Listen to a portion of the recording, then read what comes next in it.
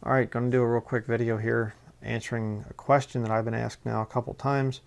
Why aren't you saying something about the Ken Hovind issue? Well, I really didn't think I needed to be quite frank. Ken Hovind has been rebuked by myself, by a few others, and you know, I used to think very highly of the man, but then after realizing the false teachings that he has said, and you know, you realize, you start looking at, you know, I was watching some of his stuff, you know, after he got out of prison, and it's just like a lot of what he says, it's the same script that he was using in his creation seminar, and you start going, you know, and he tries to actually exposit scripture apart from his seminar thing, and you start going, man, this guy doesn't know the Bible very well. And it's very weird, and his connections and things, and he's a crooked man. But the scripture that was brought up to Ken Hovind about his divorce from his original wife, he just kind of skirted it and things. But let's look at this. Matthew chapter 5 verse 32 says here, "But I say unto you that whosoever shall put away his wife, saving for the cause of fornication, causeth her to commit adultery, and whosoever shall marry her that is divorced committeth adultery." So Ken Hovind's new bride-to-be, first of all, I didn't appreciate the fact that she's dressed like extremely immodestly. Whole front open, you can see her bra straps, for crying out loud. I mean, majorly immodestly. Just ridiculous. But she's divorced.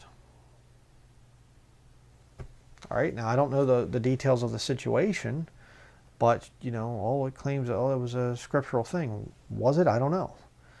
Did her husband commit adultery? Did he commit fornication with another woman? You know, I do believe that that's scriptural grounds for divorce, because it says it right there.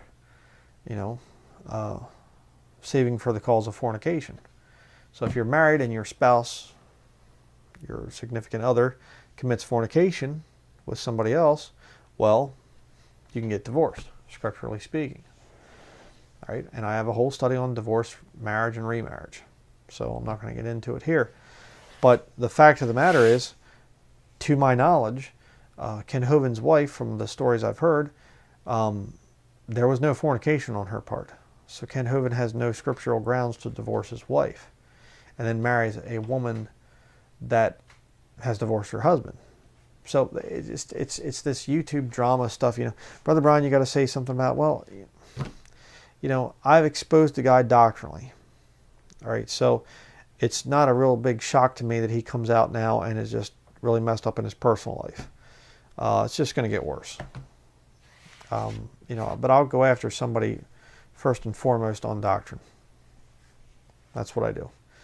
So what's Ken Hovind doing? Well, he's pretty much proving what I said he was going to do. This land that he has, I believe he's going to create it into a survival retreat for people enduring to the end in the time of Jacob's trouble, which I think is actually true for him and a lot of the people that follow him. They are actually going to be enduring to the end. But it is sick just to see him out there flaunting his, you know, new wife and everything, and his divorce isn't even going through yet for his other wife. Like, okay. So that's why we as Christians have a hard time, you know, convincing the lost world, hey, what he's doing over there, that's not us. We're against him too. But we need to have these standards. We need to have strong standards. So when a wolf creeps in among our midst and he gets spotted, we can say, whoa, that guy's a wolf. Get him out. Not keep him around and put up with him. All right. So that is my thing on Ken Hovind. He is in sin. I don't believe he's a saved man. I did at one point in time, but after researching the guy and looking at a lot of his doctrinal stands, it's just like, ugh, you know. I mean, he's not just a little wrong. He's very, very, very majorly wrong. So enough said on that issue. I have more important things to do. So that's all I'm going to say.